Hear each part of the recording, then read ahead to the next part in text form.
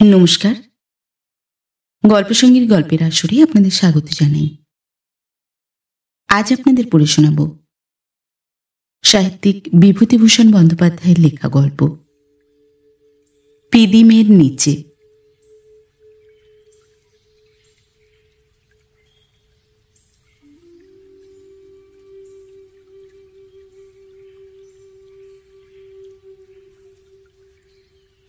একটিমাত্র আমার বাল্যে এই ধরনের এক ব্যক্তিকে আমি দেখেছিলাম। কেউ তার জীবনচরিত লেখেনি, কেউ জানেও না তাকে, কিন্তু আমি এবং যতটুকু জানি বা নিজের চোখে দেখেছিলাম লিখে রাখা উচিত ভেবে লিখে রাখলাম। আমার ছেলেবেলায় দিন কতক মাসির বাড়িতে কাটিয়েছিলাম সে গ্রামে। আমার তখন বয়স 9-10 বছরের বেশি নয়। গঙ্গার ধারের পথ দিয়ে একদিন মাসতুতো ভাই নন্দর সঙ্গে পাশের গ্রাম আমিপুরে চাল আনতে যাচ্ছিলাম।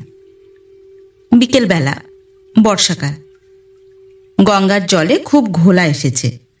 জল বেড়ে সাতনলির বড় চড়া ডুবে গিয়েছে। ঝিঙে পটলের ক্ষেত জলের অত্যন্ত ধারে এসে পড়েছে।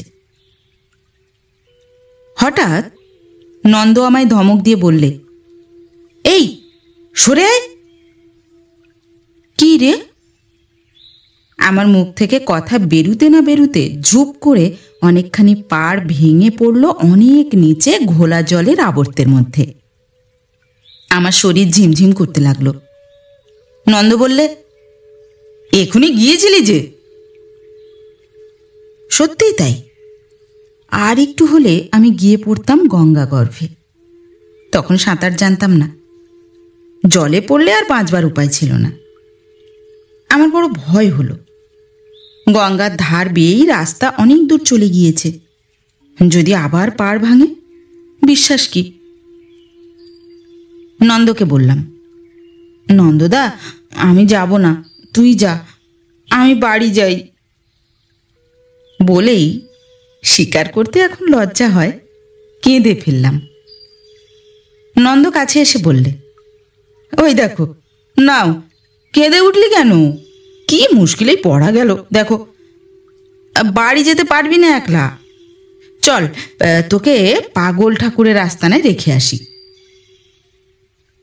এইভাবে এই অদ্ভুত লোকটির সঙ্গে আমার প্রথম পরিচয় ঘটল। এই অঞ্চলে আমি আছি আজ মাস 2। পাগল ঠাকুরের সম্বন্ধে অনেক কথা শুনে আসছি এতদিন। শুনেছিলাম প্রথম আমার মাসিমার মুখে। আমি বলেছিলাম, সে কে মাসিমা?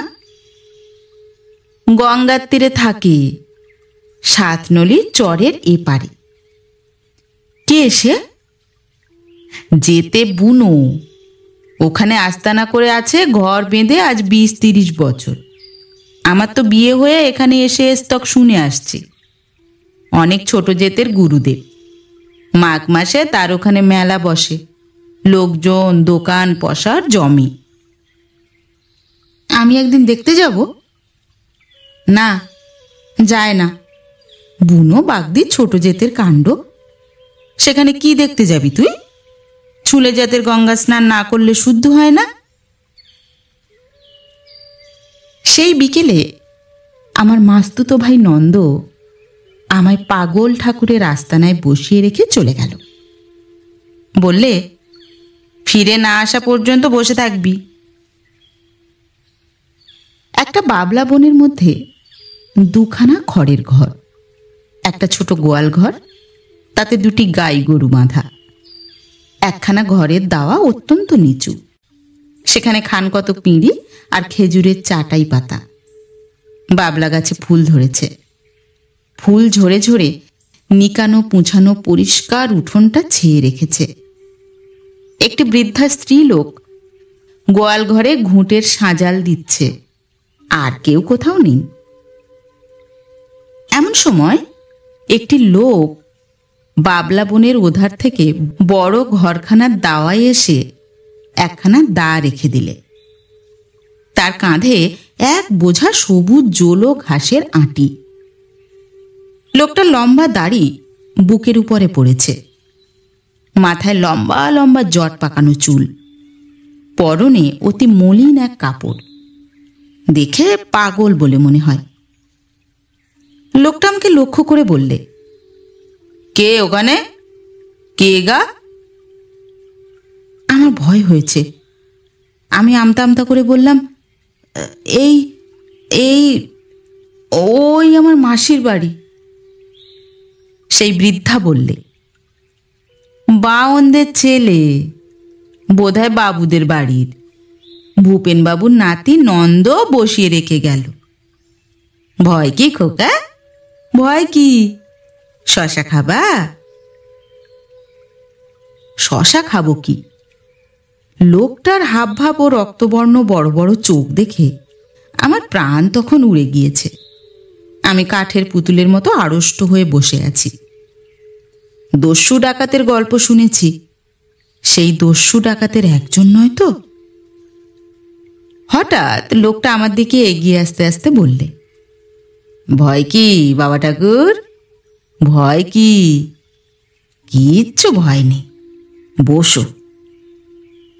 তারপর একেবারে কাছে এসে অত্যন্ত মোলায়েম স্নেহের হাসি হেসে বললে, হা হা, বালক। আমি চুপ করে বসে আছি, বোবার শত্রু নেই। লোকটা বললে, নাম কি বাবা ঠাকুর? ভয়ে ভয়ে বললাম, পতিত পাবন মুখোপাধ্যায়।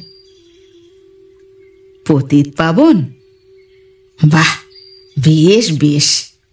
পতিত পাবন যিনি, তিনিও তোমার মতো। আহা। লোকটা শেষের কথাগুলো কাঁদো কাঁদো সুরে জোরে জোরে উচ্চারণ করলে। তারপর বললে, ওগো, পতিত পাবনের ভোগ দেবে কি দিয়ে? আমার বাড়ি এসেছেন দয়া করে, সে অদৃষ্ট করিনি বাবা ঠাকুর।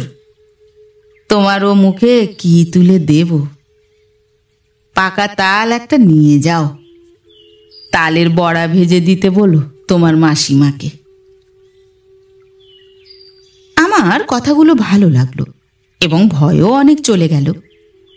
কিন্তু ওর রকম সকম দেখে মনে হলো লোকটা পাগল ঠিকই, তাই ওকে পাগল ঠাকুর বলে। পাগল ঠাকুর ছোট ঘরটার দাওয়ায় গিয়ে বসে আমায় কাছে ডাকলে, হাতছানি দিয়ে বললে, এসো পতিত পাবন, এসো এসো। বৃদ্ধা বললে, ওকে ডেকো না, ভয় পেয়েছে। কিন্তু আমি সম্প্রতি নির্ভয় হয়েছি দেখাবার জন্যে পাগল ঠাকুরের পাশে গিয়ে বসলাম। পাগল ঠাকুর একখানা খেজুরের চাটাইয়ের উপর বসে এক কলকে তামাক না গাঁজা কি সাজলে। আমায় বললে, তুমি বাউন? হ্যাঁ। পায়ের ধুলো দেবে একটু? আমায় ছুঁয়ো না, মাসিমা বারণ করেছে। পাগল ঠাকুর হেসে উঠে বললে, কেন, নাইতে হবে বুঝি? তা আমায় ছুঁলে তোমায় নাইতে হবে না। আমি বাউন নই, কিন্তু দয়াল গুরুর নামে থাকি। তিনি আমাদের সকলের চেয়ে বড়। দাও পায়ের ধুলো। পাগল আমার পায়ের ধুলো নিয়ে মাথায় দিলে। সঙ্গে সঙ্গে আমার শরীরে যেন একটা অদ্ভুত ভাব হলো, একটা অদ্ভুত আনন্দের ভাব। সে মুখে বলে বুঝিয়ে দিতে পারবো না। বিশেষত তখন আমি বালক, বিশ্লেষণ ও তুলনা করে দেখবার ক্ষমতা ছিল না। এখন একবার ভাবি, পাগল ঠাকুরের পায়ের ধুলো নেওয়াটা হয়তো একটা ছুতো। আমাকে স্পর্শ করবার জন্যেই ও পায়ের ধুলো নিতে চেয়েছিল। তারপর ও একটা গান করলে। গান আমার মনে নেই, কিন্তু বেশ গলার সুর ওর। গান গাইতে গাইতে ওর চোখে জল এলো, গাল বেয়ে জল পড়তে লাগলো। ও আমার হৃদয় কমলের পরম গুরু সাইন, এই কথাটা বারবার ছিল গানের মধ্যে। গান শেষ করেও বারবার বলতে লাগলো, কিছু খাওয়াতে পারলাম না বাবা ঠাকুর, একটা পাকা তাল নিয়ে যাও, বড়া করে দিতে বলো তোমার মাসিমাকে। আমার ভয় এখন সম্পূর্ণরূপে কেটে গিয়েছিল। আমি বললাম, তুমি কি করো এখানে? পাগল ঠাকুর হা হা করে হেসে উঠে আমার দিকে চাইল, তারপর সস্নেহ সুরে বললে, বাবা ঠাকুরের কথা শোনো, হাসতে হাসতে মরি যে। খুব আনন্দ জুটিয়ে দিলেন সন্ধেবেলা গুরু গোসাই। বলে কিনা, কি করো? আমি এখানে থাকি বাবা ঠাকুর, আর কি করব? গুরু গোসাইকে ডাকি। কে সে? ওই ওই। পাগল ঠাকুর আঙুল তুলে আকাশের দিকে দেখিয়ে বললে, উনি। আমার খুব ভালো লাগছিল এই অদ্ভুত লোকটাকে। এই অল্পক্ষণের মধ্যেই আমি তার দিকে যথেষ্ট আকৃষ্ট হয়ে পড়েছি দেখলাম। এই সময় সন্ধ্যের অন্ধকার নামল, গায়ের রোঁয়া আর দেখা যায় না। ও উঠে দোরে জল দিয়ে ধুনো জ্বাললে, উঠোনের একটা ইটের মতো উঁচু মতো জায়গাতে প্রদীপ নিয়ে রেখে দিলে। আমি বললাম, তোমাদের তুলসী গাছ নেই? কেন বাবা ঠাকুর? আমাদের বাড়ি আছে, মাসিমা পিদিম দেয় সন্ধেবেলা। তুলসী রাখিনি তো বাবা ঠাকুর, গুরু গোসাই ওই পিঁড়িতেই আছেন, তুলসী কি হবে? তুমি পুজো করো না বুঝি? তুলসী পাতা না হলে পুজো হয় না। পাগল ঠাকুর হেসে বললে, হয় বাবা হয়, কেন হবে না? সব ফুলে সব পাতাতেই তার পুজো হয়, তবে পুজো আচ্ছা আমি করি নে বাবা। করো না? না বাবা ঠাকুর, আমি ছোট জাত, বুনু, তেনার পুজো কি করতে পারি আমি? গুরু গোসাই পায়ে রাখেন যদি, তবে আর পুজোর দরকার কি? ফুল বেলপাতা দিয়ে পুজো করবে তোমরা বামনেরা, আমাদের ছোট জেতের হাতে ও সাজে না, পুজো করতে নেই আমাদের। তুমি তো ভালো লোক। কে বললে আমি ভালো লোক? সবাই বলে, আমি শুনেছি। তুমি যখন বলছো বাবা ঠাকুর, তখন ভালোই হব। এই সময় আমার মাস্তুতো ভাই ফিরে এসে আমায় ডাক দিল। তার সঙ্গে আমি বাড়ি চলে গেলাম। বাড়ি যাওয়ার আগে ওরা আমাকে তাল দিলে, শশা দিলে, আবার আসতে বলে দিলে। পাগল ঠাকুরের সঙ্গে আমার এই প্রথম দেখার পরে প্রায় 5 বছর কেটে গেল। মাসিমার বাড়ির সেই গ্রামে আমার যাওয়া ঘটেনি এই 5 বছরের মধ্যে। 1913 সালে 3য় শ্রেণীতে প্রমোশন পেয়ে স্কুলে ঝক্কি কিছুদিন এড়াবার জন্যে চলে গেলাম আবার মাসির বাড়ি।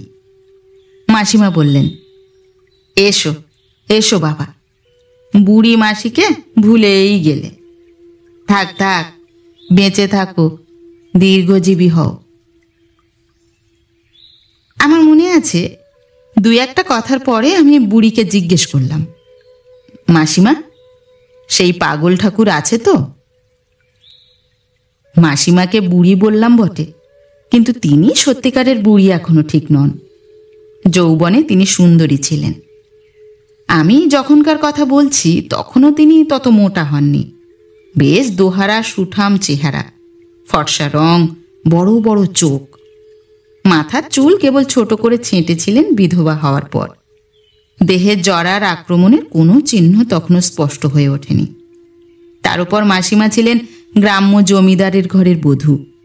চাল চলনে একটা সেকেলে বনেদি ও স্পর্শভীরু ঈষৎ গর্বিত আভিজাত্য সদা সর্বদা বর্তমান থাকত।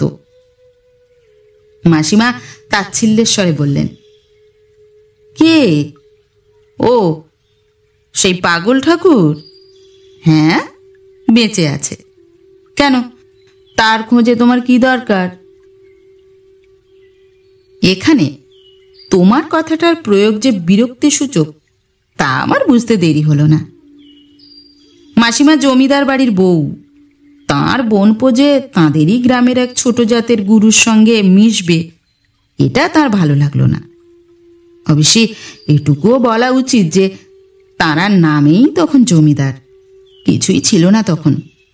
সংসারে বিষম টানাটানি চলছিল, তাও জানতাম।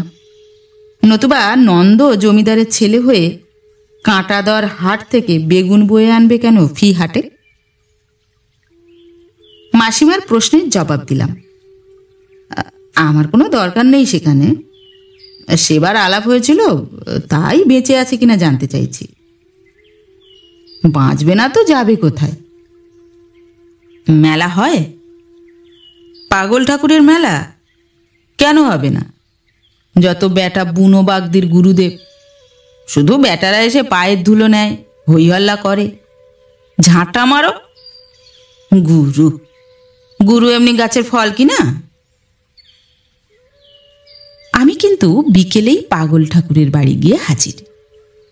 সেবারকার সেই প্রথম দর্শনের স্মৃতি আমার বালক মনে একটি রহস্যজনক স্থান অধিকার করে আছে তখনও।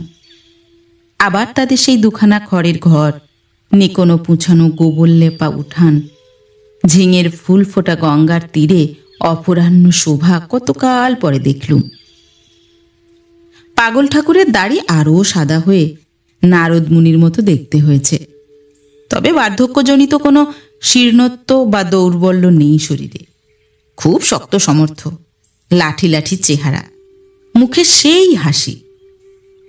এবার আর আমি নিতান্ত বালক নই, অনেক জিনিস বুঝি, আগের ভয় আর নেই।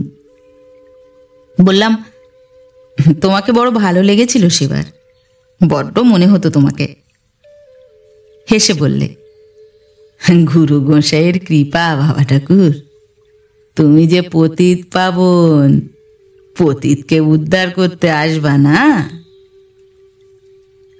ওসব কথা আমায় বলতে নেই। তুমি আমার নাম মনে রেখেছ যে দেখছি। তুমি আমায় মনে রেখেছিলে, তাই আমিও তোমার কথা মনে রেখেছিলাম। আয়নায় মুখ যে বাবা ঠাকুর, যেমন দেখাও তেমনি দেখি। একটা গান করো। ওকে আর দ্বিতীয়বার খোসামত করতে হলো না। সেবারকারের সেই বৃদ্ধাকে দেখলাম এবার।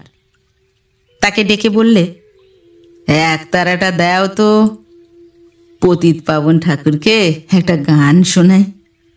কিন্তু বাবা, একটা কথা বলি। বলে সে হাসি হাসি মুখে আমার দিকে জিজ্ঞাসু নেত্রে চাইলে। আমি বললাম, কি? ও একটা আলাভোলা অসহায় ধরনের অনুরোধ যেন করছে, এমনিভাবে বললে, আমি যেমন তোমায় গান শুনিয়ে গেলাম, তুমি পতিত উদ্ধার করতে এমনি ধারা আসবা তো? বলি, হ্যাঁ গো, ও ঠাকুর। না, ও পাগলামি শুরু করেছে আবার, কাকে কি যে বলে। পাগল ততক্ষণে একতারা বাজিয়ে গান শুরু করে দিয়েছে। ও আমার হৃৎকমলের পরম গুরু সাঁই, রেতে আলো দিনে তারা, রাত নাই দিন নাই, তোমার সেথা বাঁশের ঝাড়ে অরূপ রূপের পার পড়ে, বাঁশের ফুলে ভুবন আলো দেখতে এলাম তাই, চলার পথে বাদল দিনে তোমার সেই বাঁশতলাতে দিও ঠাঁই, ও আমার হৃৎকমলের পরম গুরু সাঁই। সেই ছেলেবেলার শোনা গানটা, ওর গান গাওয়ার ধরনটা আমার বেশ লাগে। চোখ উল্টে উদাস নেত্রে ওপর পানে চেয়ে, সে ভাবই আলাদা। গলা ভালো নয়, ভাঙা গলা, দুটো বেসুরো সুর যেন গলা থেকে বেরিয়ে আসছে। তাই কি, চোখ দিয়ে যখন ওর দরদর জল নেমে এলো, তখন আমাদের গ্রামের বিখ্যাত যাত্রার জুড়ি দাশু পরামানিকের চেয়েও ওকে সুকণ্ঠ বলে মনে হলো। আরও একটা, তারপর আর একটা। সরাটির চরে ঝিঙে ফুল ফুটেছিল সেবার। ঝিঙে ফুলের হলুদ ক্ষেত আর পাগল ঠাকুরের গানের খ্যাপাটে সুর এক তারে বাঁধা। ধু ধু সরাটির চরে, নির্জন সরাটির চরে ঘুলি ঘুলি আধ অন্ধকারে কেউ ঝিঙের ফুল ফুটতে দেখেছিলে ৩০ বছর আগের এক ভাদ্র সন্ধ্যায়? তাহলে পাগল ঠাকুরের গান বুঝতে পারবে। আমি এক মনে শুনছি। হঠাৎ গান থামিয়ে ও বললে, কি খাবা? কিছু না। সে বললে হবে কেন? আমারে পেট সাধ দেবে এখন কে? আমি খেতে আসিনি তোমার কাছে, তোমাকে দেখতে এসেছি। 5 বছর পরে এলাম। পাগল ঠাকুর বিস্ময়ের সুরে বললে, 5 বছর হয়ে গেল এরই মধ্যে? কি জানি, দিন রেতের হিসেব তো রাখি নে।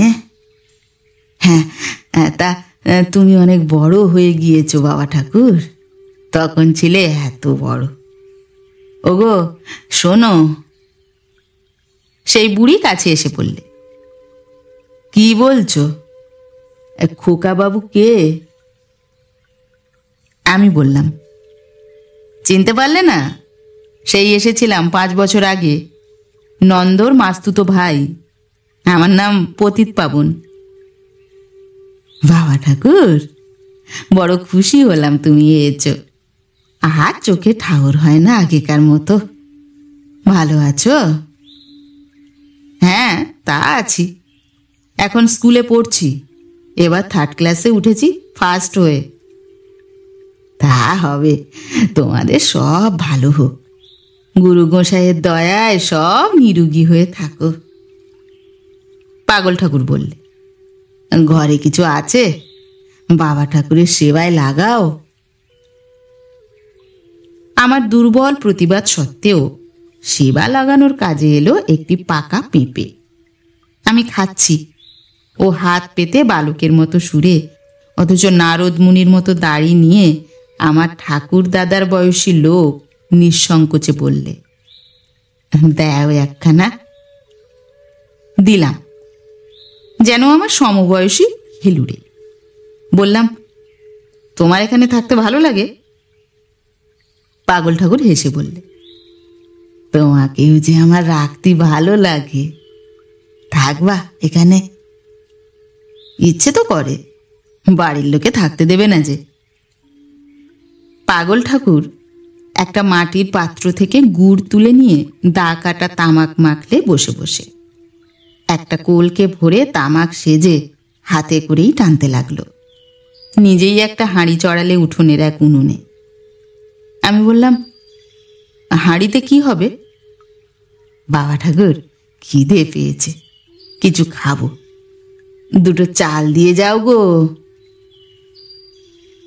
হাঁড়িতে 1 ফুচিটাক মোটা রাঙা আউশ চাল ফেলে দিয়ে একটু পরে বড় বড় গোটা কত পাকা যজ্ঞি ডুমুর সামনের জঙ্গলের থেকে পেড়ে নিয়ে আঠা শুদ্ধই ফেললে হাঁড়িতে। আমি বসে বসে ওর খাওয়ার মজা দেখছি। ও আবার আমার পাশে এসে তামাক খেতে লাগলো। আমায় বললে, বাবা ঠাকুর, ওপারের বুনোপাড়া উচ্চন্নে গেল ওলা উঠোতে। রোজ সেখানে যাই, সারাদিন থাকি। এই খানিকটা আগে এইছি, তাই বড্ড খিদে পেয়েছে। সেখানে কি করো? আমি কি কিছু করি? তিনি গুরু গোসাই করান।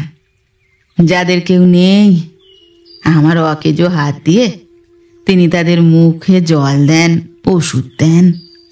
আমার হাত ধন্য হয়ে গেল। আমার হাত না দিয়ে অন্য কারো হাত নিলেই পারতেন। তেনার কৃপা। গুরু গোসাই কে আজ বলতে হবে? ওই যে উনি, নিরাকার, সব ঘটে আছেন যিনি। তাই তো তুমি আমার পতিত পাবন ঠাকুর। তুমিও যা, তিনিও তা। তোমার মধ্যেই তিনি। যারা রুগী, ওলা উঠোয় বমি করছে, হলদে হয়ে গিয়েছে চোখের শির, হাতে পায়ে খিঁচুনি ধরেছে, গলা ঘর ঘর করছে, তাদের মধ্যে জনায় জনায় তিনি। তিনি উঁকি মারেন ওদের চোখের মধ্যে থেকে। বেশ দেখতে পাই। বমি ঘাঁটি ঘেন্না আসে না, মনে হয় গোসাইয়ের সেবা করছি। খেলা সব তাঁর খেলা, তাঁর আবার রোগ লীলা। আমায় নিয়ে যাবে বুনোপাড়ায়? তোমার সঙ্গে যাব। ওরে বাবারে, অমন কচি সুন্দর নতুন হাত বমি ঘাঁটবার জন্যে নয়, তার এখন দেরি আছে। ওসবের জন্যে তাড়াতাড়ি কি, পড়ো এখন, খুব মন দিয়ে পড়ো। একটু পরে ও ভাত নামালে, একটা আঙট কলার পাতে ঢেলে যজ্ঞি ডুমুরগুলো টিপে টিপে নুন তেল দিয়ে মাখলে। আমায় বললে, কিছু মনে করো না বাবা ঠাকুর, আমি খাই, হুকুম করো।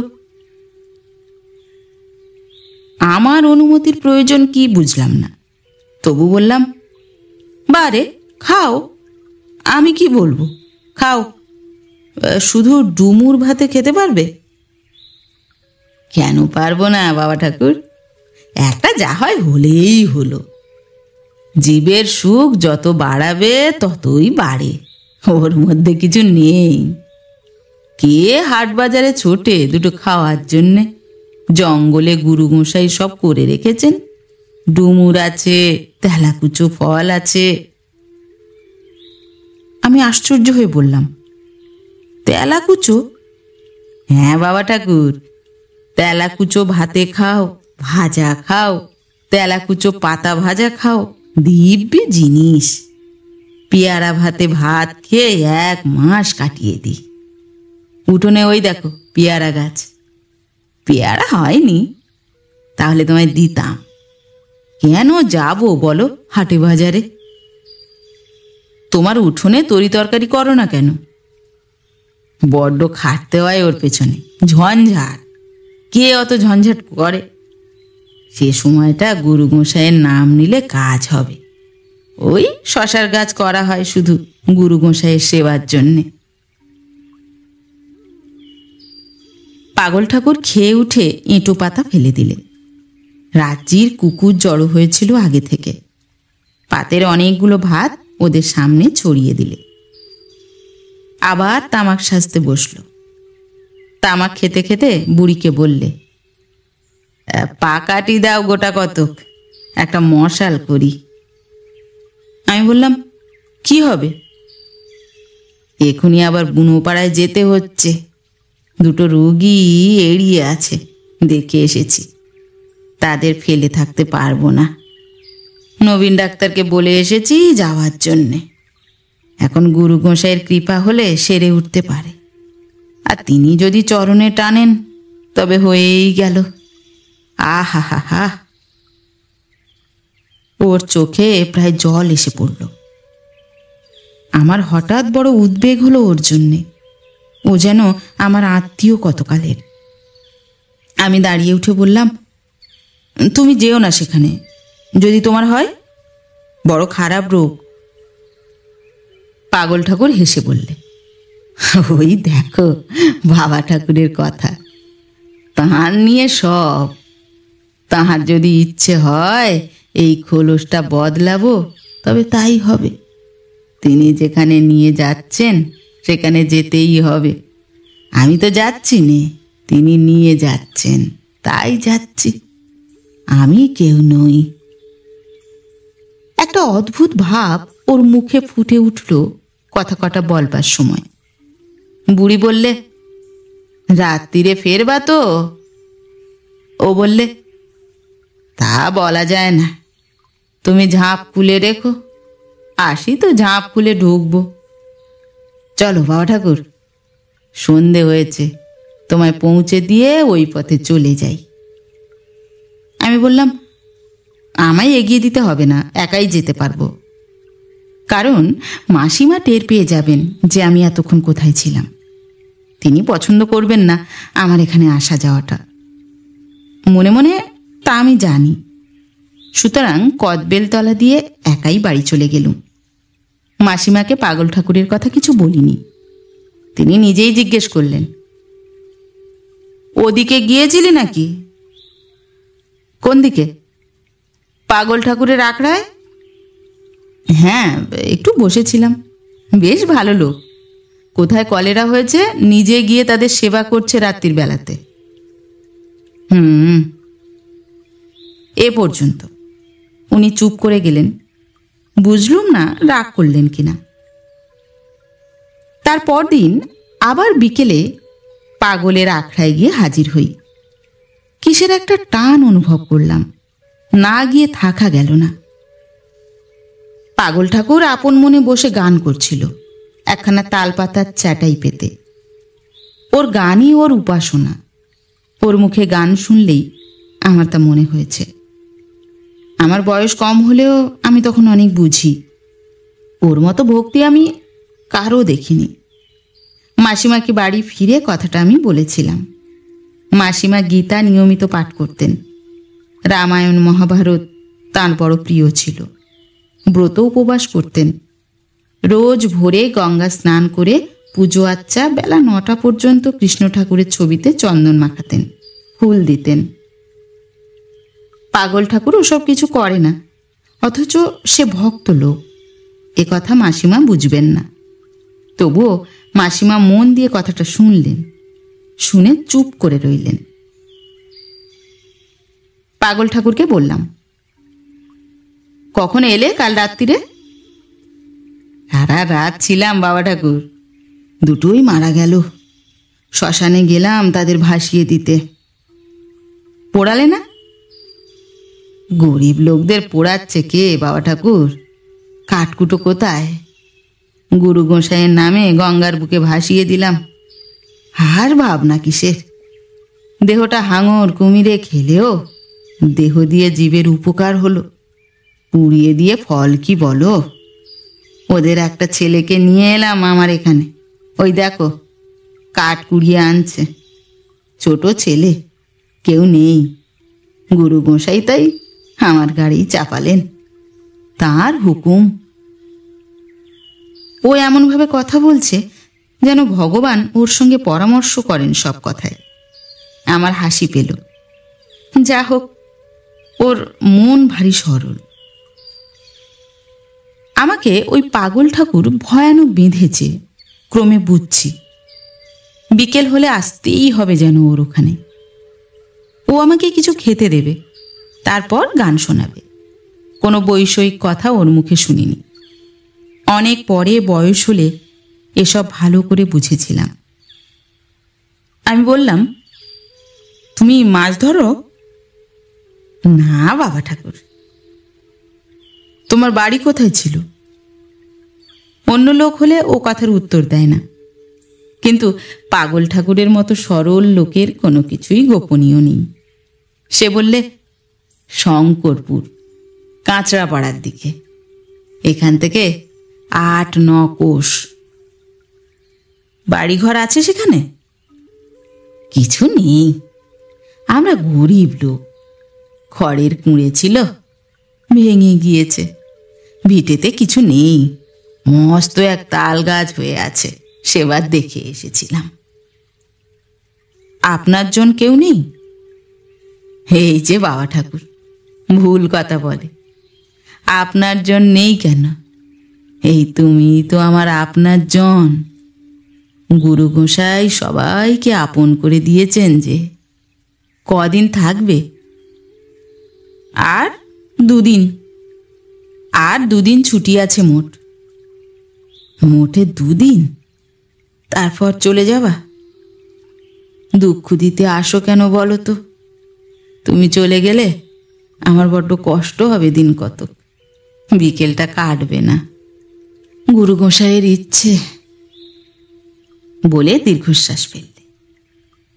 সেই মুহূর্তে ও আমার বড় কাছে এসে পড়ল, আর দূরের লোক রইল না। বাকি 2 দিনও রোজ বিকেলে ওখানে যাই। বুনোদের সেই ছোট ছেলে এরই মধ্যে নিজের হয়ে গিয়েছে।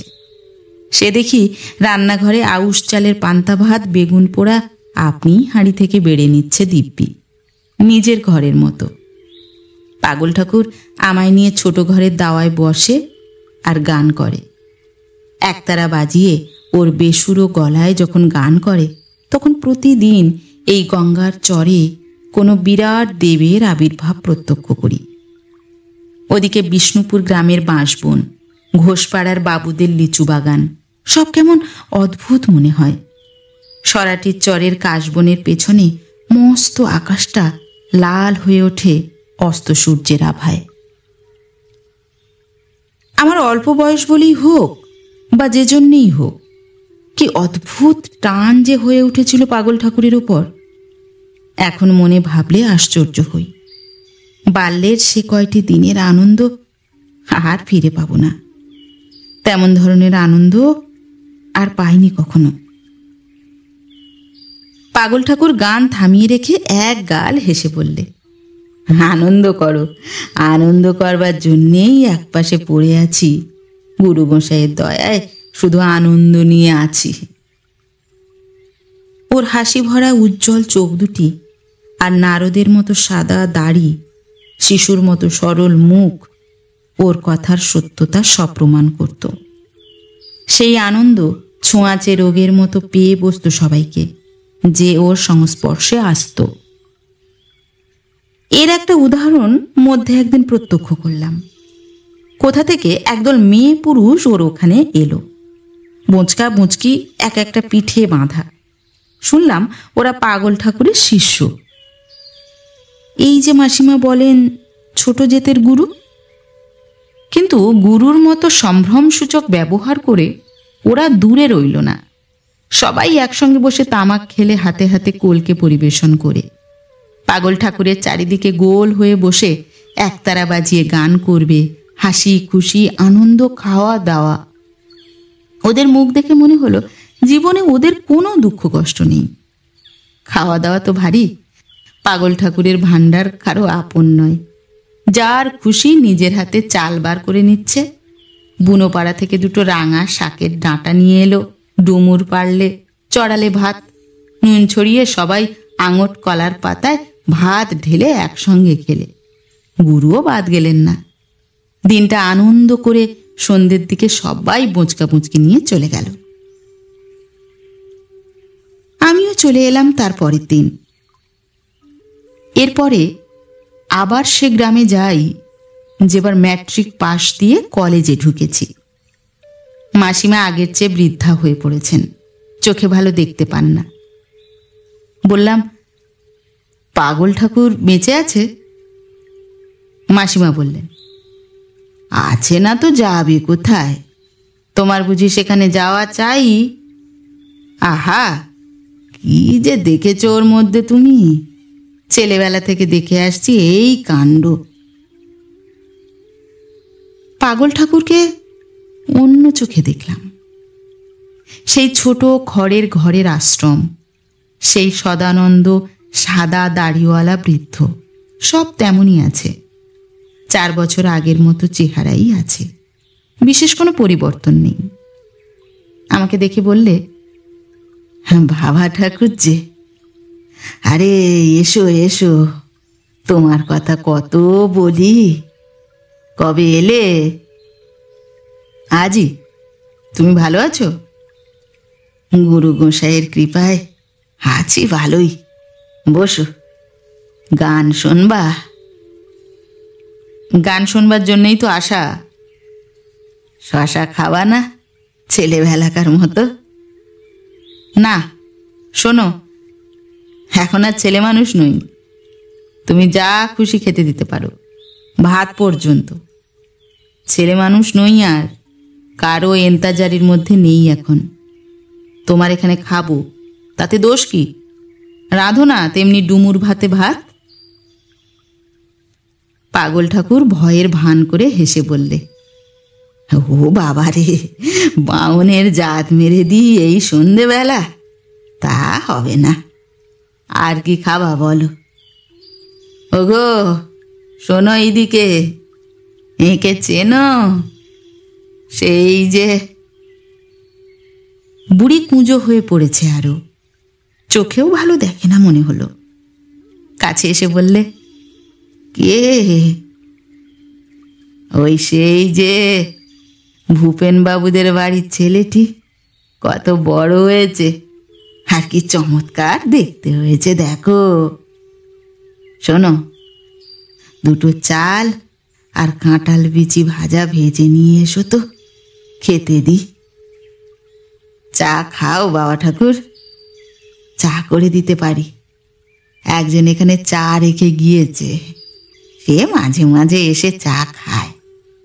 খাবে? করো। চা করতে গিয়ে ওরা দুজনে বিষম বিপদে পড়ল। বুড়ো বুড়ি নানা পরামর্শ করে একবার জল ফোটায়, আবার নামায়। আধ ঘন্টা হয়ে গেল, রান্নাঘর থেকে বেরোয় না। কাঁসার ঘটিতে গরম জল আর চা একসঙ্গে গুড় সহযোগে সিদ্ধ করে অবশেষে এক ব্যাপার করে নিয়ে এলো। সবাই মিলে, অর্থাৎ 3 জনেই মহা আনন্দে তাই পান করা গেল। তারপর তামাক সাজতে সাজতে বললে, এইবার কি খবর বলো বাবা ঠাকুর? তোমায় দেখতে এলাম। আমায় কি আর দেখতে আসবা, ভালোবাসো তাই, নইলে আমি কি একটা দেখবার মতো লোক? জানো, তোমাকে একজন দার্শনিক বলে মনে হয়। সে কি বাবা ঠাকুর? আমার মনে হয় তুমি একজন দার্শনিক, সত্যিকার দার্শনিক, ঋষির মতো লোক। তোমাকে লোকে চেনে না। ওসব কথা আমায় বলো না। আমাকে তিনি পায়ের দাস করে রেখেছেন, তাঁর দয়া। আমার কোনো গুণ নেই বাবা ঠাকুর। আনন্দে রেখেছেন, আনন্দে আছি। গান শোনো। আমার চোখ অনেকটা খুলেছে আগেকার চেয়ে। বৃদ্ধের সরল পবিত্র মুখভাব আর সহজ আনন্দ ওকে আমার চোখে ঋষির পদবিতে উঠিয়ে দিয়েছে। পাগল ঠাকুর যদি ঋষি নয়, তবে ঋষি কে? লেখাপড়া জানলে আর 2-3 হাজার বছর আগেকার ভারতবর্ষের লোক হলে এই লোকই উপনিষদ রচনা করত। সরাটির চরের মতো উদার হতো তার বাণী, ঝিঙে ফুলের সৌন্দর্য থাকত তার ভাষায়। সন্ধে সকালে বাঁশবনের পক্ষী কুজনের মতো শান্ত সহজ আনন্দ মিশিয়ে থাকত তার অঙ্গে অঙ্গে। কিন্তু একে কেউ চিনলে না। আমার সারা জীবন ওর দত্ত সহজ আনন্দের মন্ত্রে দীক্ষিত। যেবার বিবাহ করে মাসিমাকে নববধূ দেখাতে গিয়েছিলাম ওদের গ্রামে, ভেবেছিলাম পাগল ঠাকুরের ওখানেও নিয়ে যাব। আসল উদ্দেশ্য ছিল সেটাই। কিন্তু পাগল ঠাকুরকে আর দেখতে পাইনি। সেও এক বিকেলে গেলাম ওর আখড়াতে। বাবলা গাছের তলায় ওর সমাধি। ওদের সম্প্রদায় নাকি সমাধি দেওয়াই নিয়ম। মাটির একটা ঢিবি, বাবলা ফুল ঝরে ঝরে পড়েছে তার উপর। কোনো শিষ্য কতকগুলো দোপাটি ফুলের গাছ রোপণ করে দিয়েছে মাটির ঢিবিটার চারিপাশে। পাগল ঠাকুরের নশ্বর দেহের হাড় কখানা ওরই তলায় মাটি মুড়ি দিয়ে আছে। ওকে এখানকার কেউ চিনলে না। আমার মাসিমা তো এত গীতা পাঠ করেন, মন্ত্র জপ করেন। তিনিই বলেন, হ্যাঁ বাবু, তোমার সেই পাগল ঠাকুর আজ বছর 2 হলো মারা গিয়েছে। এ জানে ওসব ছোট লোকের খবর রাখিনি, রাখবার সময়ও পাইনি। সেই বুড়ি কেবল বেঁচে আছে আজও। তাকে সন্ধ্যের পিদিম জ্বালতে দেখলাম সমাধির সামনে, রেড়ির তেলের মাটির পিদিম। খড়ের ঘরের খড় উড়ে পড়েছে। আখড়ার অবস্থা অতি খারাপ। কারো দৃষ্টি নেই এদিকে মনে হলো। সংসারে এমনই হয়।